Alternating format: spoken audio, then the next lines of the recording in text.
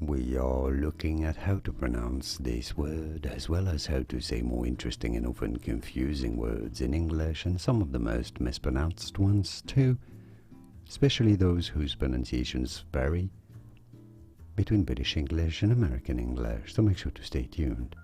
In British English, this is either said as respite or as respite, so emphasis on either the first or the second syllable.